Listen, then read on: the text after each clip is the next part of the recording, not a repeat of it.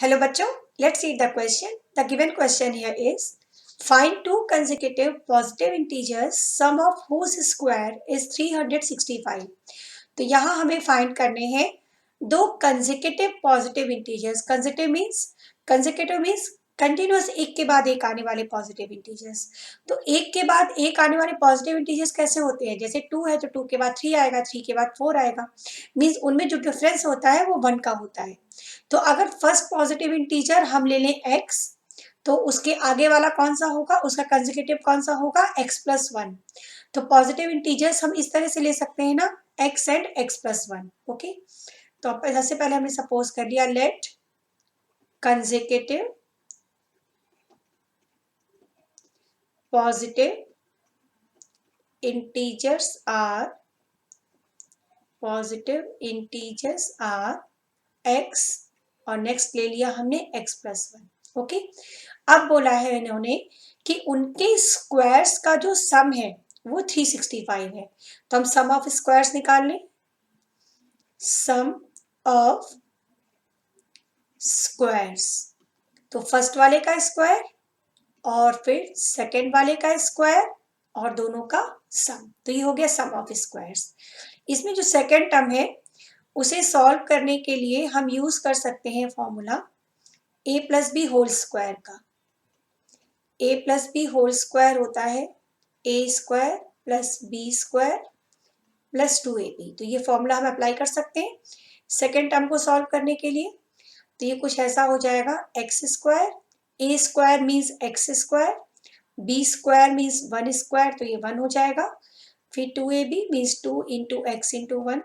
तो फाइनली ये आ जाएगा x square plus x square हो जाएगा 2x square plus 1 plus 2x. तो ये हो गया सम ऑफ स्क्वायर्स. और क्वेश्चन में सम ऑफ स्क्वायर्स क्या दे रखा है? 365. तो अकॉर्डिंग टू क्वेश्चन ये जो सम ऑफ स्क्वायर है इसे हम 365 के इक्वल लिख सकते हैं. 2x square plus 1 plus 2x, इसको हम लिख सकते हैं 365 के इक्वल. अब सारी टर्म्स एक साइड पे कलेक्ट कर लेंगे. तो ये आ जाएगा 2x square plus 2x. Okay, और 365 इस साइड आ जाएगा.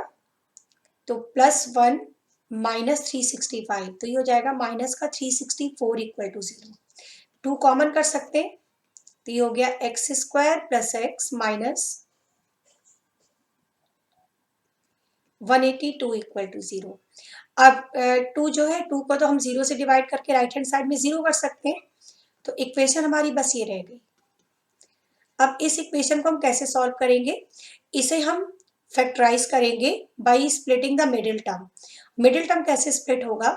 ये जो 182 है इसके हम फैक्टर्स ले लेंगे. 182 के फैक्टर्स देखिए इस तरह से ले सकते हैं 2, 7 और 13. इन फैक्टर्स को हमें ऐसे अरेंज करना है कि हमें मिडिल टर्म मीन्स x मिल जाए. तो 7 2 ज़ा 14, 14 और 13 से हमें x का कोफिशिएंट क्या है? 1 चाहिए. तो 14 से 13 को माइनस करने पे 1 मिलता है. जिसे हम ऐसे लिख सकते हैं ना, X square plus 14x minus 13x minus 182 equal to 0. अब फर्स्ट टू टर्म्स में x कॉमन है तो ये हो गया x plus 14. Next two terms में माइनस 13 कॉमन कर सकते हैं. यहाँ पर भी मिलेगा x प्लस 14. अब x प्लस 14 दोनों में सेम ब्रैकेट है ना, तो x प्लस 14 को कॉमन कर दिया. x minus 13 equal to 0.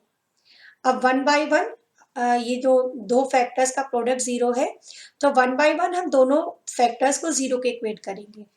तो पहले हमने ले लिया x plus 14 equal to 0. Okay, तो x क्या मिलेगा? माइनस 14. फिर हमने लिया x माइनस 13 इक्वल टू 0. तो x क्या हो जाएगा? 13. तो ये जो x इक्वल टू माइनस 14 जो वैल्यू है इसे हम निग्लेक्ट कर देंगे, इसे हम एक्सेप्ट नहीं करेंगे. क्यों नहीं करेंगे? क्योंकि जो इंटीजर है यहाँ इन्होंने पॉजिटिव इंटीजर बोला है और ये क्या है? नेगेटिव है. तो नेगेटिव वैल्यू तो एक्सेप्टेबल नहीं है. x इक्वल टू माइनस 14 ये नेगेटिव वैल्यू है. Negative value is not acceptable because x is positive integer. भाई कोई भी वैल्यू अगर हम एक्सेप्ट नहीं कर रहे हैं, उसे कंसीडर नहीं कर रहे हैं, तो हमें उसका रीजन भी देना होगा कि हमने उसे क्यों नेग्लेक्ट किया। ओके, तो यहाँ रीजन ये है कि x को पॉजिटिव इंटीजर होना चाहिए, इसीलिए नेगेटिव वैल्यू को हम एक्सेप्ट नहीं करेंगे। तो फाइनली x की वैल्यू क्या आ गई, 13। तो इंटीजर्स हमने क्या माने थे, x और x+1। सो इंटीजर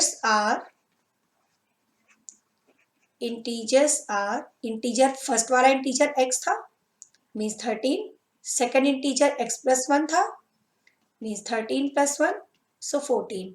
तो इंटीजर्स क्या आ गए हमारे, 13 एंड 14। यही हमारा आंसर हो गया। तो हमारा आंसर क्या हो गया, integers are, even positive integers बोला था उन्होंने, positive integers are 13 and 14. So this is your answer. Hope you understand it well. Thank you.